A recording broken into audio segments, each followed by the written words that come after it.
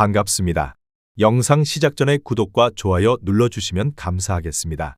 오늘 준비한 분석은 저녁부터 진행하는 KBL 국내농구와 V리그 국내배구로 준비하였습니다. 최종 조합은 영상의 댓글에 기재해두었습니다. 이어서 분석 시작하도록 하겠습니다. 첫 번째 경기는 안양 정관장과 원주 DB입니다. 안양 정관장은 변준영의 빠른 전개와 렌즈 아반도의 폭넓은 활동량을 중심으로 공격 템포를 끌어올리는 팀입니다. 변준영은 코트를 넓게 활용하며 빠른 패스로 전환을 이끌고 속공 상황에서는 높은 결정력을 보여줍니다. 아반도는 수비 전환이 빠르고 외곽 컷인 타이밍이 정교해 공격 전개에 활력을 더합니다. 오브라이언트는 하이포스트에서 중계자 역할을 하며 페인트존에서의 피지컬 싸움을 통해 세컨드 찬스를 만들어내지만 상대의 높이에 밀릴 때 인사이드 수비가 흔들리는 약점이 있습니다. 특히 외국인 빅맨을 상대로는 제공권 싸움에서 열세를 보이고 리바운드 경쟁에서도 불안정한 장면이 자주 나타납니다. 수비 로테이션이 완벽히 맞물리지 않으면 외곽 수비가 느슨해지는 문제도 있습니다. 결국 빠른 공격 템포를 유지해야 균형을 잡을 수 있지만 골밑 대결에서는 부담이 따를 가능성이 큽니다.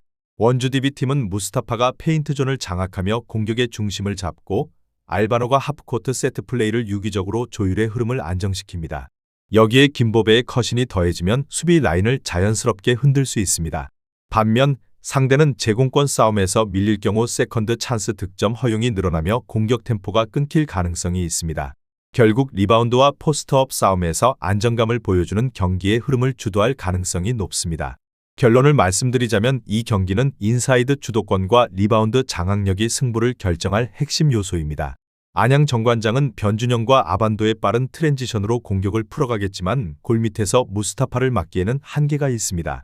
반면 원주 DB는 무스타파를 중심으로 한 포스트업 패턴과 알바노의 하프코트 템포 조율, 김보배의 오프 더볼 움직임이 결합되며 공격 루트가 다양해집니다.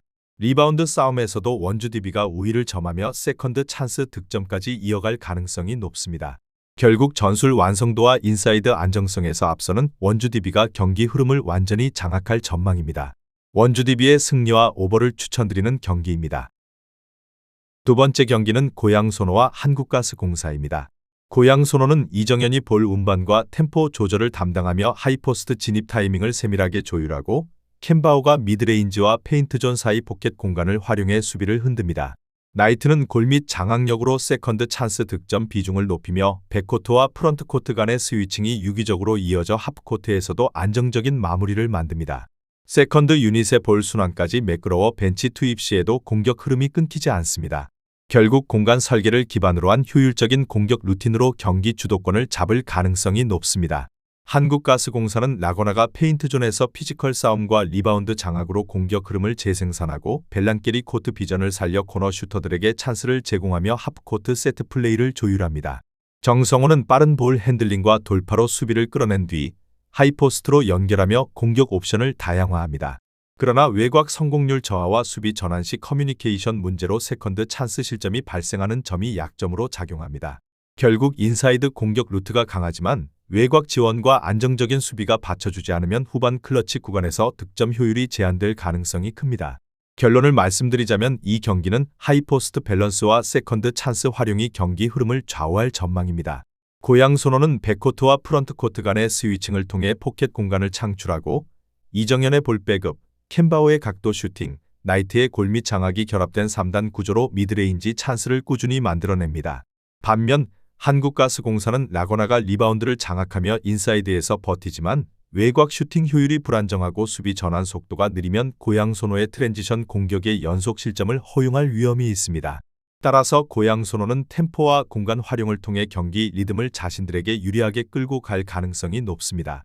세컨드 유닛까지 활약한다면 후반까지 안정적인 공격 흐름을 유지할 수 있으며 한국가스공사는 인사이드 장악에도 불구하고 외곽 지원 부족으로 점수 차를 좁히기 어렵습니다. 결국 리바운드 이후 전개 속도와 포켓 스페이싱 완성도에서 고양소노가 한 발 앞서며 세컨드 찬스 득점과 공간 활용의 정밀함이 승부를 결정할 전망입니다. 고양소노의 승리와 오버를 추천드리는 경기입니다. 세 번째 경기는 OK저축은행과 현대캐피탈입니다. OK저축은행은 공격 전개가 승부를 좌우할 가능성이 높습니다. 디미트로프는 후위에서도 강력한 파워와 한 박자 빠른 타이밍으로 상대 블로킹을 흔들며 전광인의 안정적인 리시브와 넓은 커버 범위가 세터 연결을 매끄럽게 유지합니다. 오데이는 속공 타이밍이 정확하고 박창성은 네트 근처에서 빠른 블로킹 반응으로 수비 균형을 잡습니다. 그러나 세터 템포가 일정의 상대 수비에 읽히기 쉽고 세트 후반에는 속공 타이밍이 어긋나며 공격 루트가 단조로워지는 단점이 있습니다. 디그 이후 두 번째 연결도 매끄럽지 않아 역공 효율이 떨어질 수 있습니다. 그럼에도 홈 경기장의 몰이와 초반 템포 주도력을 바탕으로 전반 흐름을 유리하게 가져갈 가능성이 높습니다. 현대캐피탈은 세터와 공격수 간의 템포 조율 능력이 승부를 결정할 핵심 포인트입니다. 레이바는 강타뿐 아니라 볼 회전각 조절로 상대 블로킹 타이밍을 무력화하고 바야르사이아는 좌우 스윙 타이밍이 빠르며 허수봉은 날카로운 백어택으로 수비 간격을 벌립니다. 경기 중반 세터 교체 타이밍도 예리하게 맞아떨어져 경기 흐름을 능동적으로 조절합니다. 황승빈은 블로킹 후 리턴 패스 각도를 다양하게 가져가며 후위 수비 안정성을 유지합니다. 이처럼 템포 전환과 세터 교체를 적절히 활용하며 경기 전체를 주도할 가능성이 높습니다. 결론을 말씀드리자면 이 경기는 세터 템포 조율과 블로킹 대응력이 승부를 가를 핵심 요소입니다. OK저축은행은 디미트로프 중심의 강타 의존도가 높아 템포 변화 대응이 느리고 세트 중반 이후 공격 루트가 단조로워질 가능성이 있습니다. 반면 현대캐피탈은 세터 교체와 로테이션 운영이 완성도 높게 맞물려 레이바와 허수봉의 공격 루트가 다양하며 수비 라인이 촘촘하게 짜여 세컨드볼 대응도 매끄럽습니다. 특히 교체 이후에도 경기 리듬이 유지되는 점이 현대캐피탈의 강점입니다. OK저축은행이 초반 공격 효율을 가져갈 수는 있지만 세트 중반 이후 블로킹 간격 조정에서 밀릴 가능성이 큽니다. 결국 세터 템포 변화와 공격 루트 다양성에서 앞서는 현대캐피탈이 후반까지 경기 흐름을 장악하며 주도권을 틀어줄 전망입니다. 현대캐피탈의 승리와 오버를 추천드리는 경기입니다. 다음 경기 분석에 앞서 여러분들께 좋은 정보를 안내드리려고 합니다. 저의 영상에 댓글을 눌러보시면 영어가 있습니다. 영어를 클릭하시면 저희 스포츠 분석 카페로 연결이 됩니다. 항상 혼자서 스포츠를 분석하지 마시고 저희 분석방에서 결장자 및 해당 팀들에 대한 이슈를 실시간으로 받아보시는 걸 추천드립니다. 스포츠는 실시간으로 정보를 받으셔야 적중률이 많이 상승합니다. 저희는 무료로 분석 카페를 운영 중이니 꼭 분석 자료를 받아보시는 걸 추천드립니다. 마지막 경기는 페퍼저축은행과 흥국생명입니다. 페퍼저축은행은 박정아의 날카로운 리턴볼과 세터의 신속한 퀵 전환으로 상대 블로킹 라인을 흔들며 이한비는 하이볼 처리와 코너 공격으로 득점을 이어갑니다. 시마무라는 네트 앞에서 세터의 손끝을 정확히 읽고 타점 높은 오픈 공격을 수행하며 박은선은 서브 리시브 후 세컨드 연결까지 안정적으로 조율의 공격 루트를 다양화합니다. 수비 라인도 랠리 중에도 안정적으로 유지되며 전체 템포를 한 박자 빠르게 끌어가 경기 흐름을 장악합니다. 결국 빠른 전개와 순간 판단력에서 앞서 세트 후반까지 리듬을 주도하며 상대를 압박할 전망입니다. 흥국생명은 레베카를 중심으로 한 공격력이 강하지만 문지윤과 김다은의 리시브 위치 밸런스가 흔들리면 세터볼 배급이 단조로워져 공격 루트 다양성이 떨어집니다. 김수진은 블로킹 타이밍이 정확하지만 상대 빠른 퀵 공격에 대응이 한 박자 늦어 수비 간격이 벌어지는 장면이 발생합니다. 레베카의 강력한 스파이크가 득점을 창출하지만 공격 후 리턴 커버 참여가 적어 세컨드볼 대응이 불안정합니다. 세트 초반에는 서브로 리듬을 잡지만 리시브가 흔들리면 중반 이후 공격 흐름이 무너지고 후반 체력 소모와 블로킹 간격 붕괴가 겹치면 세트 후반 주도권 확보가 어려워집니다. 결국 리시브와 세터 템포 안정성이 흐름을 결정짓는 핵심 요소입니다.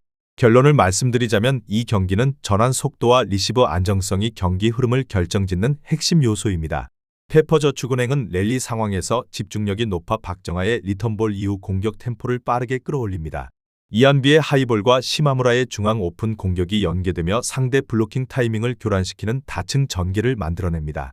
반면 흥국생명은 리시브 라인이 불안정해 세터 연결이 흔들리며 레베카 중심의 공격 루트가 단조로워지는 약점을 보입니다. 페퍼저축은행은 한 박자 빠른 세트 전환과 세컨드볼 안정성으로 수비 간격을 흔들며 후반 체력 우위를 활용해 몰아칠 수 있습니다. 세터와 공격수 간의 호흡이 맞으면 시마무라의 중앙 공격과 박정아의 외곽 마무리가 동시에 폭발하며 결정적인 찬스를 만듭니다.